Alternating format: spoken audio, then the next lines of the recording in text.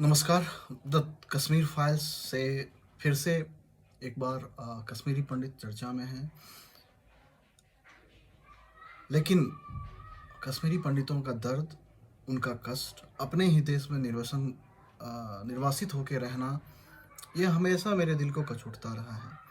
लेकिन एक बार फिर से वो चर्चा में है, तो मैं दो शब्द उनके लिए लिखा हूँ कि सबके लिए ये घाटी होगा, वो तो मेरा बसेरा था। सबके लिए ये घाटी होगा, वो तो मेरा बसेरा था। सूरज की लाली थी मध्यम, कालिख पुता सवेरा था। सूरज की लाली थी मध्यम, कालिख पुता सवेरा था।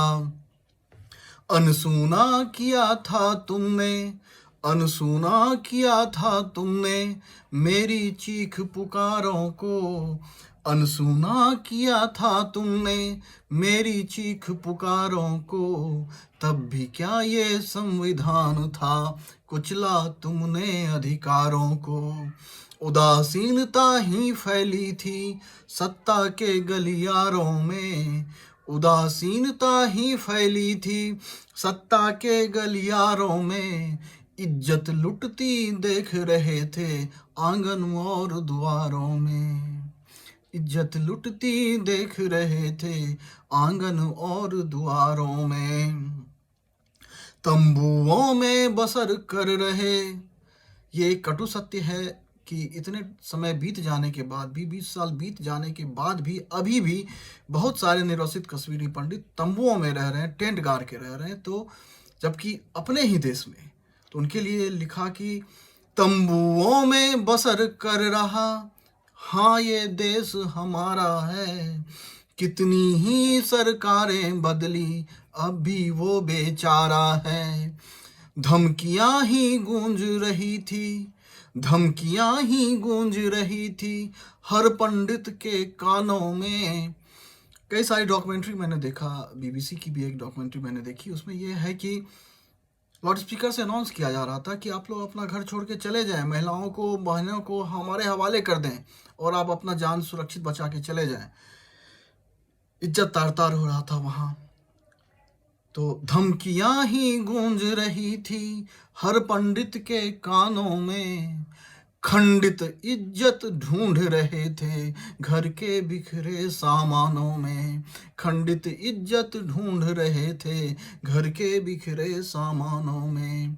जहां तहां पर लाश बिछी थी, जहां तहां पर लाश बिछी थी, हर ओर मृत्यु का तांडव था। सत्ता के सब भीष्म मौन थे, खरा लज्जित सा पांडव था।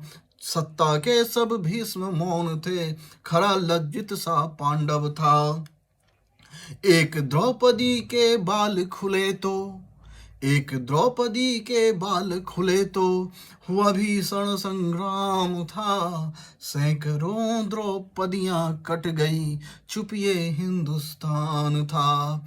सैकड़ों द्रौपदियां कट गई, चुप ये हिंदुस्तान था। सैकड़ों द्रौपदियां कट गई, चुप ये हिंदुस्तान था। अब तो कृष्ण नहीं आते हैं, अब तो कृष्ण नहीं आते हैं।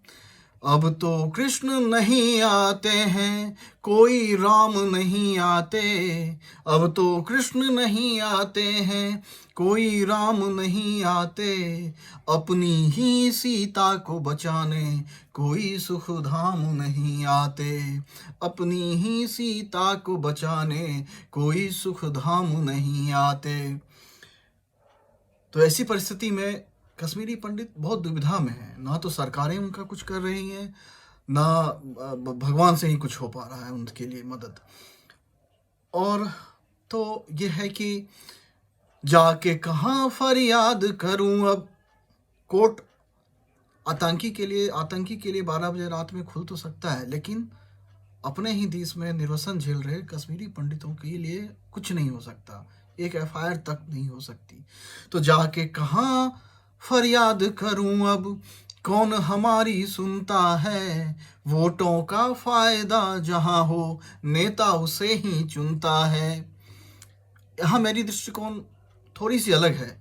लोग कहते हैं कि लोकतंत्र में जनता नेता को चुनते हैं, लेकिन वर्तमान परिप्रेक्ष्य में ऐसी परिस्थितियां हैं कि नेता और राजनीतिक पार्टियां ही हमें चुनती है कि हम किसको चुनें। तभी हमारी मजबूरी होती है कि रेपिस्ट को हमें चुन के सदन भेजना पड़ता है, जो दंगा कराए रहते हैं उनको हमें सदन में भेजना पड़ता है, क्योंकि हम नहीं सेलेक्ट कर रहे हैं। वर्तमान परिस्थिति, वर्तमान राजनीतिक परिप्रेक्ष्य ऐसा है कि हमसे वही चुनाव करवाया जा रहा है, उसी को हम चुन रहे हैं जिसको वो चाहते हैं कि हम चुनें। तो जाके कहाँ फरियाद करूं अब, कौन हमारी सुनता है, वोटों का फायदा जहां हो नेता उसे ही चुनता है। अब भी समय है जनता जागो, अब भी समय है जनता जागो, सोचो कौन लुटेरा है, सूरज की लाली है मध्यम, कालिख पुता सवेरा है। सूरज की लाली है मध्यम, सूरज की लाली है मध्यम, कालिख पुता सवेरा है। आप सबों से विनम्र निवेदन है कि द कश्मीर फाइल्स को सपोर्ट करें और कश्मीरियत को सपोर्ट करें।